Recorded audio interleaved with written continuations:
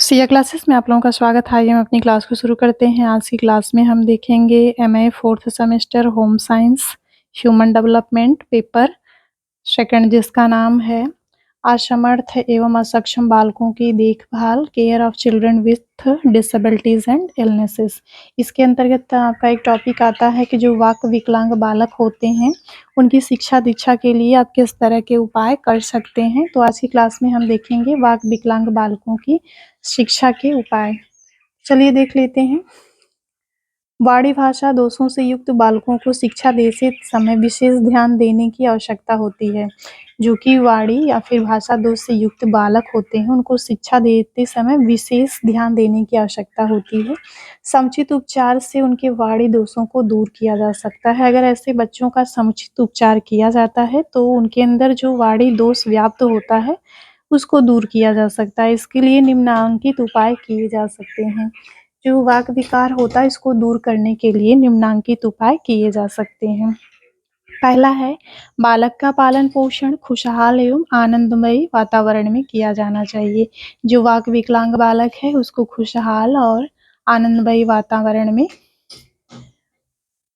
उसको पालने का प्रयास करना चाहिए। अगला है, बालक में वाणी दोष किन कारणों से है उन कारणों को जानने के बाद उसके अनुसार उपचार किया जाना चाहिए। वाणी दोष के जो कारण हैं उनको जानने के बाद उन कारणों को दूर करने का प्रयास करना चाहिए, जिससे वाक विकलांगता में धीरे धीरे सुधार आना शुरू हो जाता है। अगला पॉइंट है, यदि बालक के जीभ, टांसिल, जबड़ा, तालु, स्वर यंत्र आदि बोलने के किसी भी अंग में खराबी हो तब उसका इलाज तुरंत ही चिकित्सक से कराया जाना चाहिए। जो विकलांग बालक है अगर उसकी जीभ की बनावट में और उसके टांसिल में, उसके जबड़े में या फिर उसके तालू में या फिर स्वर यंत्र जितने भी बोलने वाले अंग होते हैं अगर उनमें किसी भी प्रकार की खराबी होती है या फिर वो अपना काम ठीक ढंग से नहीं कर पाते हैं तो ऐसी स्थिति में एक कुशल चिकित्सक से उसका इलाज कराना चाहिए ताकि समय रहते ही उसमें सुधार किया जा सके। अगला पॉइंट है, बालक को बचपनावस्था से ही साफ साफ व स्पष्ट बोलना सिखाया जाना चाहिए। जो बच्चे होते हैं उनको बचपनावस्था से ही साफ साफ और स्पष्ट बोलना सिखाना चाहिए। इससे जो वाक विकलांगता होती है उसमें कमी आती है।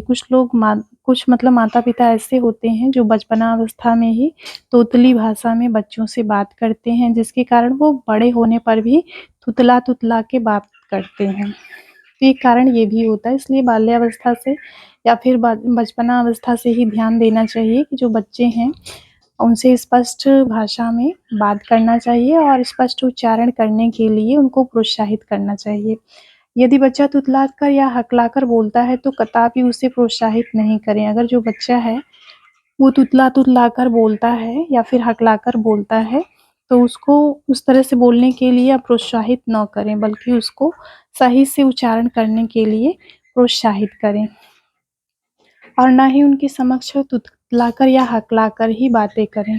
अगर बच्चे तुतलाकर बोल रहे हैं तो जो गार्जियन होते हैं उनको उनके समक्ष तुतला करके बात नहीं करना चाहिए, बल्कि साफ सुथरी भाषा में और स्पष्ट उच्चारण के माध्यम से बात करना चाहिए और उनको भी उसी तरह से बात को उच्चारित करने के लिए प्रोत्साहित करना चाहिए ताकि जो उनकी वाणी है वो स्पष्ट हो सके और वाक विकलांगता में सुधार आ सके। अगला पॉइंट है, बालकों के पालन पोषण में समुचित ध्यान दें।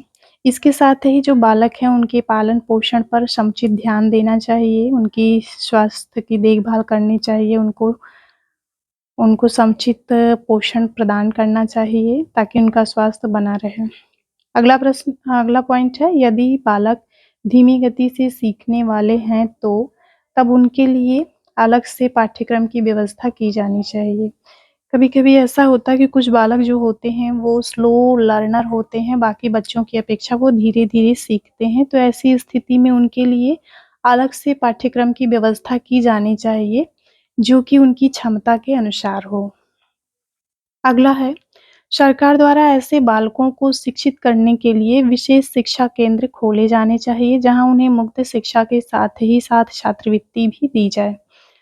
सरकार को भी इस क्षेत्र में प्रयास करना चाहिए, जो वाक विकलांग बालक हैं, उनके लिए विशेष शिक्षा केंद्र खोले जाने चाहिए और ऐसे केंद्रों पर ऐसे बालकों को मुफ्त शिक्षा प्रदान की जानी चाहिए। उसके साथ ही समय-समय पर उनको छात्रवृत्ति भी दिया जाना चाहिए, जिससे वो प्रोत्साहित हो कर के शिक्षा को प्राप्त कर सकें।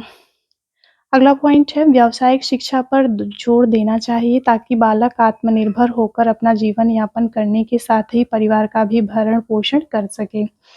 जो वाक विकलांग बालक होते हैं, इनको व्यावसायिक शिक्षा अवश्य देनी चाहिए या फिर ऐसे बालकों को शिक्षित करते समय कुछ व्यावसायिक शिक्षा का प्रबंध किया जाना चाहिए ताकि ऐसे बालक आत्मनिर्भर होकर अपना और अपने परिवार का भरण-पोषण कर सकें। चलिए क्लास यहीं पे समाप्त होती है। उम्मीद है कि वाक विकलांग बालकों की शिक्षा के लिए किस तरह के उपाय किए जा सकते हैं, ये टॉपिक आपके समझ में आ गया होगा, तो क्लास यहीं पे समाप्त होती है।